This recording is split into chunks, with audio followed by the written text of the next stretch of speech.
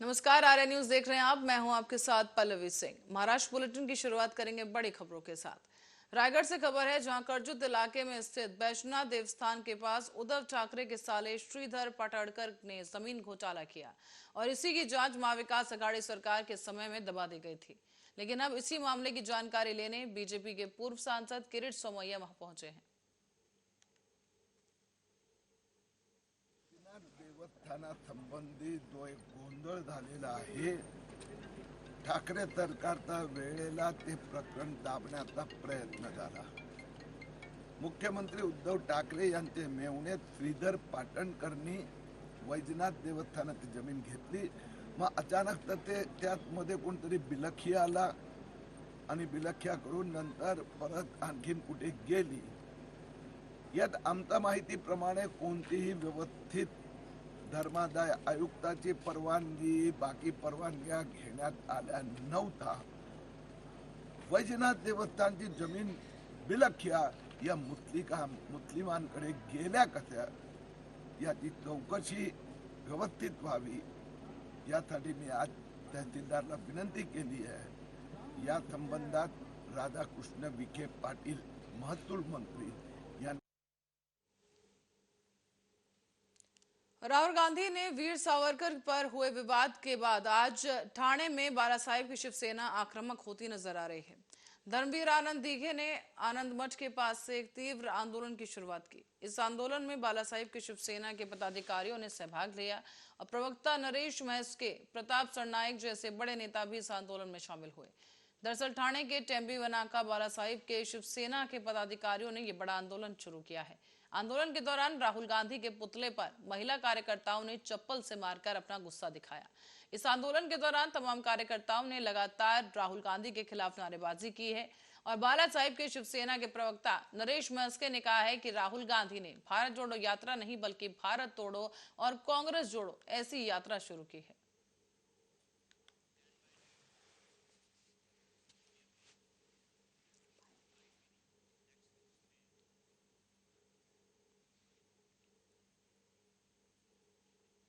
और कांग्रेस के पूर्व अध्यक्ष राहुल गांधी ने भारत जोड़ो यात्रा के दौरान वीर सावरकर पर एक टिप्पणी कर दी और इसी टिप्पणी को लेकर लगातार देश भर में बीजेपी बवाल कर रही है।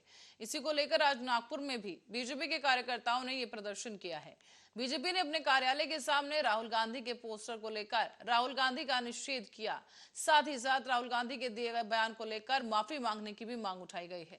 इस प्रदर्शन में बीजेपी के कार्यकर्ता हैं, जिसमें महिलाएं भी शामिल हुई और काफी आक्रामक ढंग से यहां पर ये तमाम कार्यकर्ता विरोध प्रदर्शन करते नजर आए हैं। इस बयान को सरासर गलत और निंदनीय करार दिया गया। प्रेस आहे ना आपली, बोलते काही पॉइंट नाही प्रेस आहे। मैं यही कहूंगी कि जिस प्रकार से राहुल गांधी जी ने सावरकर जी का अपमान किया है, ये अपमान सिर्फ महाराष्ट्र का नहीं पूरे हिंदुस्तान का वहां पे है। मुझे तो इस बात का बड़ा आश्चर्य होता है कि हमेशा से सावरकर जी का अपमान करने वालों के साथ माननीय वंदनीय बाला साहब ठाकरे के जो वारिसदार है वो कैसे घूम सकते हैं, कैसे उनके साथ जा सकते हैं। कोई सिर्फ जन्म से जो वारिसदार होता है वो वारिसदार नहीं, जो विचारों से वारिसदार होता है वही वारिसदार है। ऐसे कहे तो ये गलत नहीं होगा। एक तरफ कहते हैं कि सावरकर जी को भारत रत्न देना चाहिए और दूसरी जगह पे उनका अपमान करने वालों के साथ हाथों में हाथ मिला के उद्धव जी, उनके पुत्र और उनकी पार्टी वहां पे चल रही है। महाराष्ट्र की जनता ये जानना चाहती है कि इस प्रकार का।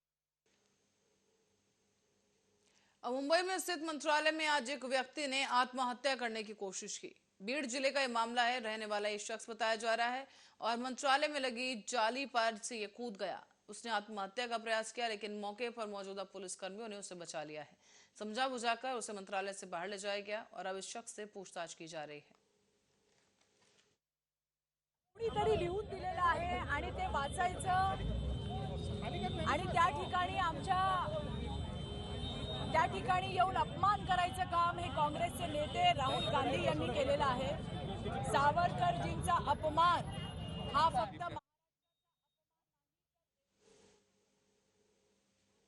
और शिवसेना प्रमुख बाला साहेब ठाकरे स्मृति स्थल पर अभिवादन करने के लिए उद्धव ठाकरे पहुंचे और कल रात को मुख्यमंत्री एकनाथ शिंदे ने बाला साहेब ठाकरे स्मृति स्थल का दौरा भी किया। तभी से शिवसेना के उद्धव गुट और शिंदे गुट के बीच में वाकयुद्ध शुरू हो गया है और आज जब उद्धव ठाकरे शिवाजी पार्क में स्थित बाला साहेब ठाकरे स्मृति स्थल पहुंचे तो उनके कार्यकर्ताओं ने बड़ी गर्मजोशी के साथ उनका स्वागत किया है।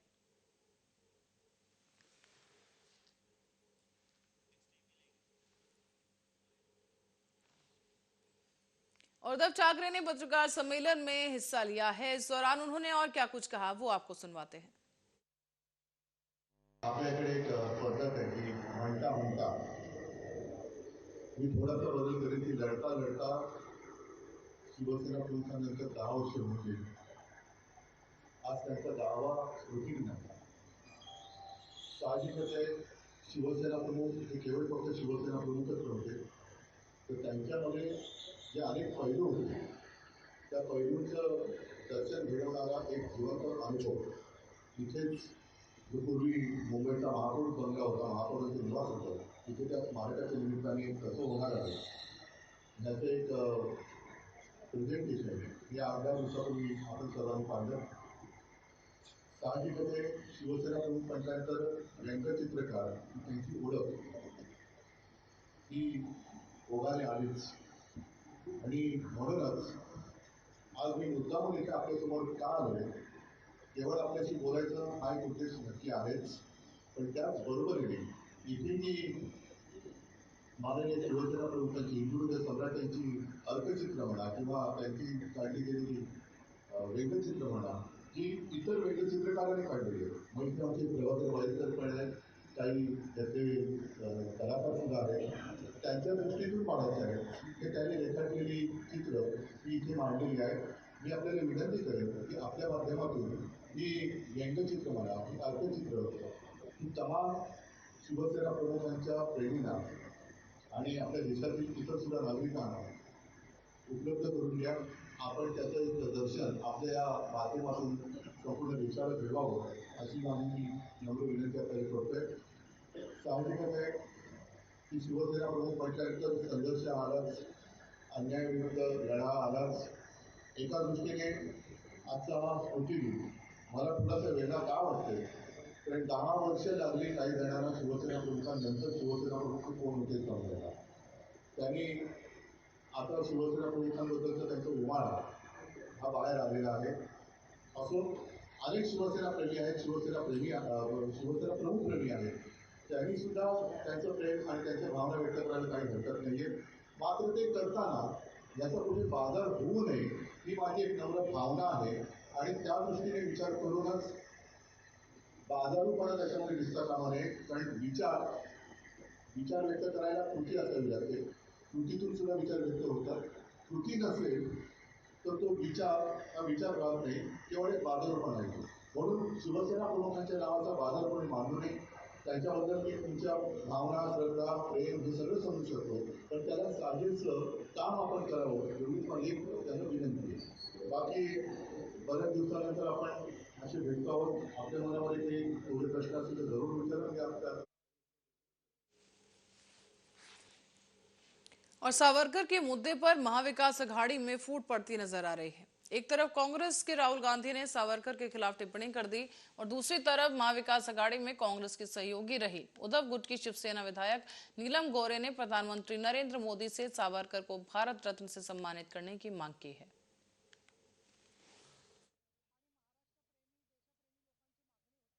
ठाकरे यांच्या स्मृतिदिनाच्या निमित्ताने श्रद्धांजली अर्पण केलेली आहे आणि यावेळेस समाजाने थोर पुरुषांमध्ये केलेलाच होता पण सरकारने अधिकृतरित्या शासकीय यादीमध्ये हिंदू हृदय सम्राट शिवसेना प्रमुख बाळासाहेब ठाकरे यांचं नाव समाविष्ट केलं की जी अनेक वर्ष शिवसैनिकांची आणि महाराष्ट्रप्रेमी देशप्रेमी लोकांची मागणी होती.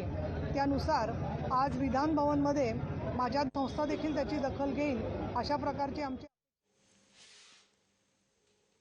भारतीय जनता पार्टी के विधायक राम कदम ने स्वतंत्र वीर सावरकर के खिलाफ राहुल गांधी की टिप्पणी पर प्रतिक्रिया देते हुए कहा कि बाला साहेब ठाकरे होते तो सावरकर के खिलाफ बोलने वालों को चप्पल से मारा होता।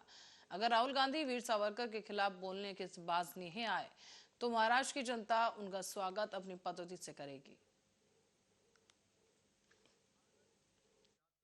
श्रीमान राहुल गांधी, आपण कधी इतिहास वाचलाय?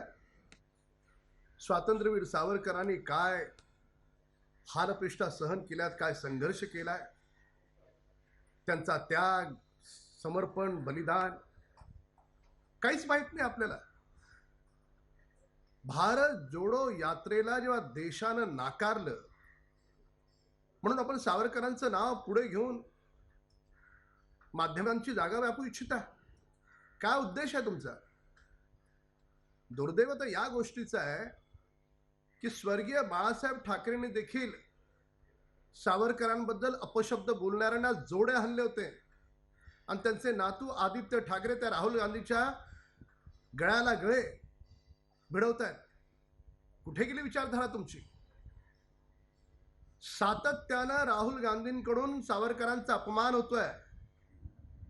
इथून पुढे जर आपण अपमान करणार असाल तर मग सावरकर भक्तांना तुमच्या यात्रेचं स्वागत.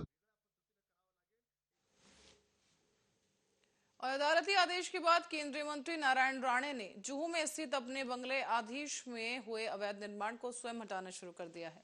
मुंबई महानगर पालिका ने इस बंगले में हुए अवैध बांधकाम को लेकर नोटिस जारी किया था और इसी मामले पर मनपा की नोटिस के खिलाफ नारायण राणे ने अदालत का दरवाजा खटखटाया, लेकिन मामले की सुनवाई के बाद अदालत ने अवैध निर्माण को हटाने का आदेश दे दिया है.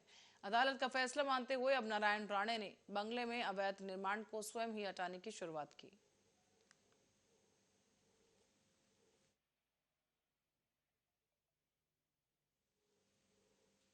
और यवतमाल जिले के सिंचाई विभाग में शाखा अभियंता ही नहीं है और किसान खेती की सिंचाई के लिए पानी से परेशान है. अत्यधिक बरसात के कारण दरअसल खरीफ की जो फसल है उसमें किसानों को बहुत नुकसान उठाना पड़ा, इसलिए किसानों ने रबी की फसल के लिए जोरदार मेहनत की. लेकिन यवतमाल में सिंचाई विभाग में शाखा अभियंता ही नहीं है और उनके न होने से किसानों को सिंचाई के लिए पानी मिलने में परेशानी हो रही है. इथे शाखा कार्यालयात चार्ज कोणाचकडे देण्यात आला नाही आहे. शाखा अभियंता नसल्यामुळे इथले पत्रव्यवहार इन्व्हर्ट झाल्याशिवाय वरती पाठवता येत नाही, कारण शाखा अभियंताची साईन लागतात.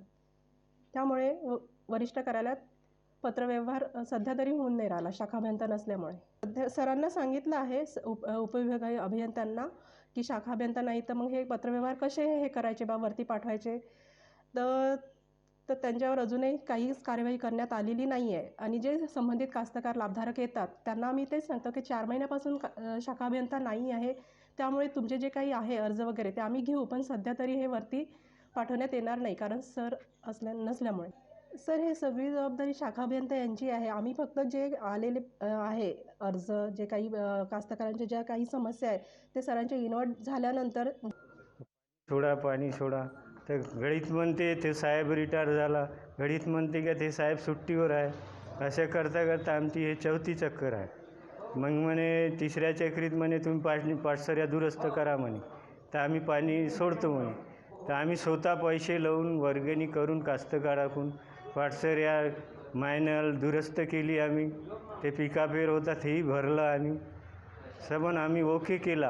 आता म्हणते शुक्रवारी सोडू म्हणते. मग हे टाईमावर पाणी सोडत नाही आहे, आमच्या पेरण्या झाल्या आहे. और पंढरपुर से खबर है, जहां उज्जैन की तर्ज पर कॉरिडोर बनाने की राज्य सरकार की कोशिशों का सर्वपक्षीय नेताओं ने विरोध किया है.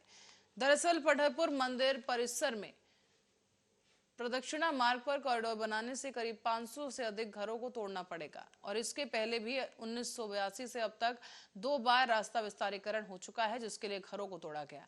और अब इस नए कॉरिडोर के लिए स्थानीय लोगों को होने वाले नुकसान को ध्यान में रखते हुए स्थानीय सर्वपक्षीय नेताओं ने कॉरिडोर बनाने के सरकारी फैसले का विरोध शुरू कर दिया है.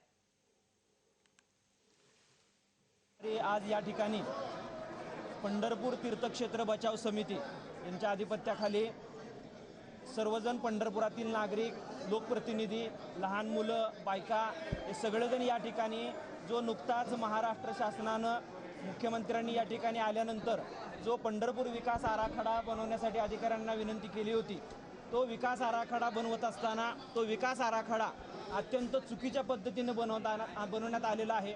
आणि ज्या वारकरी संप्रदायासाठी या सुखसुविधा निर्माण करण्यात आलेल्या आहेत त्या वारकरी संप्रदायाला अजिबात सुद्धा विचारात न घेता, त्यांची कोणतीही पूर्वसूचना न घेता अत्यंत मनमानी पद्धतीनं 4 AC रूममध्ये बसून या ठिकाणी हा आराखडा बनवण्यात आलेला आहे।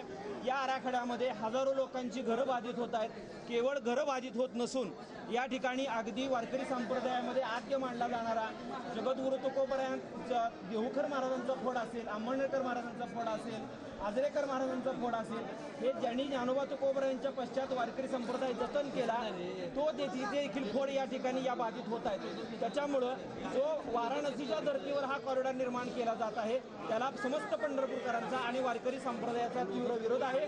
पंढरपूर बचाव समितीच्या वतीनं या ठिकाणी आम्ही आज हरकती दाखल केलेल्या आहेत, नागरिकांच्या वतीनं हरकती दाखल केलेल्या आहेत आणि आमची महाराष्ट्र शासनाला प्रशासनाला विनंती आहे की यामध्ये सगळ्यात महत्त्वाचं हा विकास आराखडा पंढरपूर नगरपालिकेने केलेला आहे आणि पंढरपूर नगरपालिकेच्या सत्ताधारी लोकांनी या ठिकाणी पंढरपूर शहरातील जनतेला अंधारात ठेवलं। आम्ही गेल्या 2-3 महिन्यापूर्वी सर्वपक्षीय आघाडीच्या वतीने या ठिकाणी चौपाळे होते एक सभा घेतली होती।